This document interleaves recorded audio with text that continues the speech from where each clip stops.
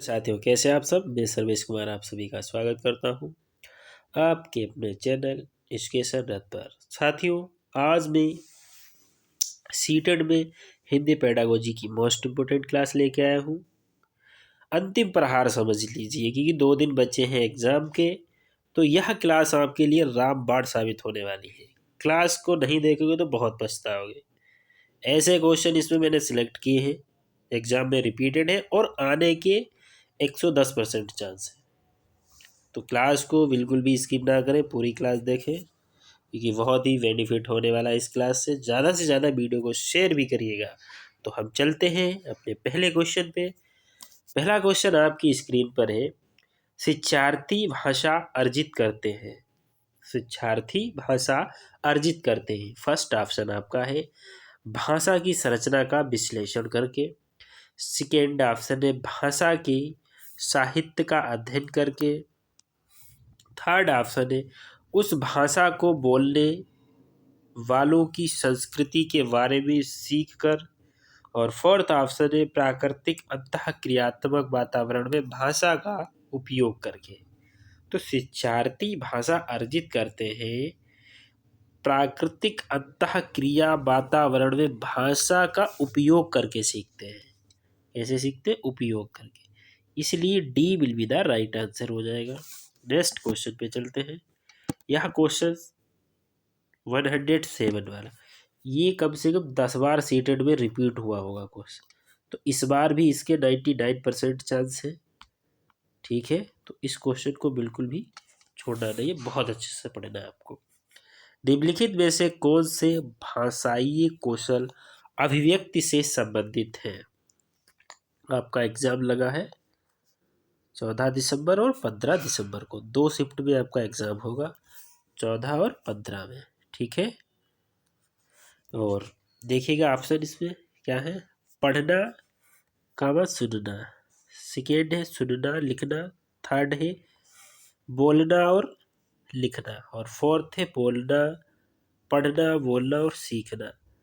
तो निम्नलिखित में से कौन से भाषाई कौशल अभिव्यक्ति से संबंधित है? तो पहले बोलना फिर लिखना, इसलिए C will be the right answer हो जाए। इस क्वेश्चन को बहुत ध्यान से पढ़ना। नेक्स्ट क्वेश्चन पे चलते हैं। Question number 8। यदि कोई विद्यार्थी निम्नलिखित कार्य करने में असमर्थ है तो किस विकलांगता से पीड़ित होने की संभावना है? पाठ्य सामग्री से अर्थ ग्रहण, सारांशीकरण, अपेक्षित गति दर से पढ़ना, या ऊपरी और गहरे अर्थ का विश्लेषण। तो इसका आंसर फर्स्ट ऑप्शन पहले देखिएगा। फर्स्ट ऑप्शन है लेखन वैकल्य, सेकेंड है क्रिया वैकल्य, और थर्ड है गणन वैकल्य, फोर्थ है पठन वैकल्य। तो क्वेश्चन नंबर 8 का जो आंसर होगा वो डी के साथ में जाएगा, इसलिए D will be the right answer हो जाएगा। क्वेश्चन नंबर 9 देखिएगा। अभिकथन ए भाषा का कार्यात्मक मॉडल संप्रेषणात्मक क्षमता की अवधारणा से जुड़ा है। तर्क आर है भाषा कार्यात्मक अर्थों की अभिव्यक्ति और वास्तविक दुनिया की गतिविधियों को करने का एक माध्यम है। फर्स्ट ऑप्शन ए और आर दोनों सही है, या आर एक ही सही व्याख्या है। सेकेंड है ए और आर दोनों सही है, या आर एक ही व्याख्या नहीं है। थर्ड है सी सही है, यानी ए सही है और आर गलत है। और फोर्थ है इसमें ए गलत है लेकिन आर सही है। तो क्वेश्चन नंबर 9 का आंसर क्या होगा? ए और आर दोनों सही है, आर एक ही सही व्याख्या है, इसीलिए first will be the right answer हो जाएगा। नेक्स्ट क्वेश्चन पे चलते हैं। Question number 110। पहले क्वेश्चन पढ़िए फिर ऑप्शन। निम्नलिखित में से कौन सी एक विशेष उन्मुख लेखन शैली जो किसी मुद्दे विषय उस पर प्रकाश डालने का प्रयास करते हैं। अब चलते हैं ऑप्शन पे। ऑप्शन देखिएगा। फर्स्ट ऑप्शन क्या है इसका? वर्णनात्मक लेखन। सेकेंड है विवरणात्मक। थर्ड है वृत्तांत लेखन। और फोर्थ है तार्किक लेखन। तो क्वेश्चन नंबर 110 का first will be the right answer. Next question 111। इनमें से किसे भाषा शिक्षण परंपरा के अंतर्गत मानवतावादी दृष्टिकोण के उदाहरण के रूप में उद्धृत किया गया है? फर्स्ट ऑप्शन है कुल भौतिक प्रतिक्रिया। सेकेंड है मौन तरीका। थर्ड है प्राकृतिक उपागम। और फोर्थ है सामुदायिक भाषा अधिगम। तो 111 का D will be the right answer हो जाएगा, सामुदायिक भाषा अधिगम। नेक्स्ट क्वेश्चन पे चलते हैं। Question number 112। विद्यार्थी के काम के उद्देश्यपूर्ण संग्रह जो एक और अधिक क्षेत्र में विद्यार्थियों के प्रयास, प्रगति और उपलब्धि को प्रदर्शित करता है, क्या कहलाता है? फर्स्ट ऑप्शन उपासंख्यात्मक रिकॉर्ड इनकोडेट। सेकेंड है पोर्टफोलियो। थर्ड है रूब्रिक। और फोर्थ है परियोजना। 112 का second will be the right answer हो जाएगा, पोर्टफोलियो। नेक्स्ट क्वेश्चन पे चलते हैं। Question number 113। भाषा कक्षा के लिए गतिविधियां तैयार करते हैं समय एक शिक्षक के निम्नलिखित में से किस पर विचार करना चाहिए? कुछ इसमें पॉइंट गतिविधियां दी गई है और उसमें कहा गया है कि समय के एक शिक्षक के निम्नलिखित में से किस पर विचार करना चाहिए? फर्स्ट ऑप्शन गतिविधियां जिनमें सार्थक अंतःक्रिया शामिल है। सेकेंड पॉइंट है गतिविधियां जो वास्तविक दुनिया के कार्यों से मिलती जुलती है। तो फर्स्ट ऑप्शन ए सही, सेकेंड ऑप्शन बी सही, थर्ड ऑप्शन ए और बी दोनों सही, और फोर्थ है ए और बी दोनों गलत। तो इसमें ए और बी दोनों सही, इसलिए C will be the right answer. Next question पे चलते हैं। Question number 114। राष्ट्रीय शिक्षा नीति निम्नलिखित में से किसके अध्ययन की अनुशंसा करती है? फर्स्ट ऑप्शन है मातृभाषा आधुनिक भारतीय भाषाओं, शास्त्रीय भाषाओं, विदेशी भाषाओं की। सेकेंड ऑप्शन है मातृभाषा अथवा घर की भाषा आधुनिक भारतीय भाषाओं, संस्कृत शास्त्रीय भाषाओं या विदेशी भाषाओं की। थर्ड है मातृभाषा अथवा घर की भाषा आधुनिक भाषाओं की, संस्कृत विदेशी भाषाओं की। तो इतने में ही आंसर बता दीजिए, तीन ऑप्शन में ही आपका आंसर है।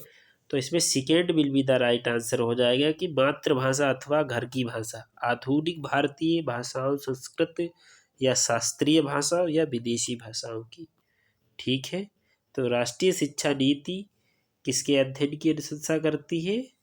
तो second will be the right answer. Next question पे चलते हैं। Question number 115। बड़ा क्वेश्चन है, ध्यान से पढ़ना है पूरा, देखिएगा। शिक्षिका कक्षा में एक गतिविधि आयोजित करती है। एक शिक्षिका जो है वो अपनी कक्षा में एक गतिविधि आयोजित करती है। विद्यार्थियों को गोल घेरे में बैठने के लिए कहा जाता है। सर्किल बनाया जाता है और उसमें सबको बैठने के लिए एक शिक्षिका कहती है और वह कहानी शुरू करती है। एक बार राजस्थान के एक छोटे से शहर में एक बहादुर लड़की थी। शिक्षिका क्या बताती है कि एक राजस्थान के एक छोटे से शहर में एक बहादुर लड़की थी। उनका नाम रिया था। गोल दायरे में बैठे प्रत्येक विद्यार्थी से एक एक कर सार्थक वाक्य बोलकर कहानी पूरा करने के लिए कहा जाता है। यह गतिविधि किसका उदाहरण है? फर्स्ट ऑप्शन है विषय वस्तु आधारित भाषा शिक्षण, या सेकेंड संज्ञानात्मक अकादमिक भाषा प्रवीणता, और थर्ड है बुनियादी अंतः वैयक्तिक संप्रेषण व्यवस्था, फोर्थ है विषय वस्तु एकीकृत भाषा अधिगम। तो 15 का आंसर क्या आ जाएगा? इसका सेकेंड के साथ में जाएगा, यानी second will be the right answer. Next question पे चलते हैं।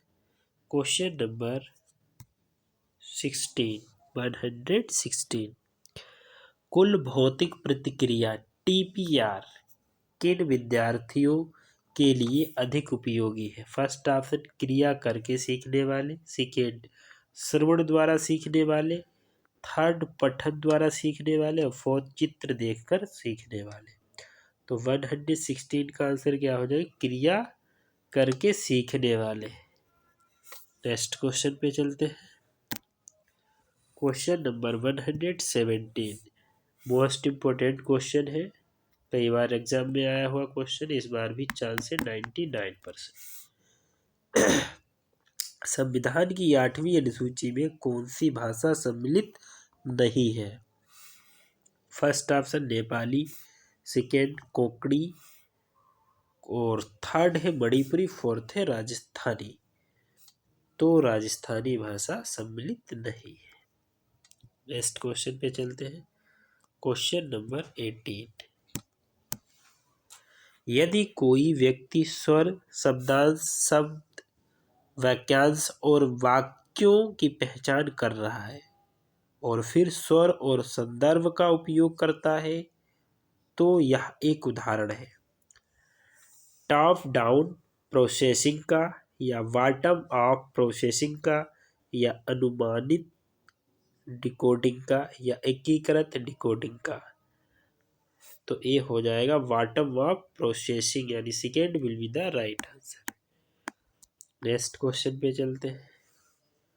क्वेश्चन नंबर 119 एक बालिका भारत से अमेरिका गई तथा उसे सभी विषय वहाँ की भाषा में पढ़ाए गए। शिक्षण की इस प्रक्रिया को क्या कहते हैं? निम्नजन, या द्विभाषावाद, बहुभाषावाद, या एकल भाषावाद। तो इसको बोलेंगे निमज्जन, निमज्जन, यानी first will be the right answer. Next question पे चलते हैं।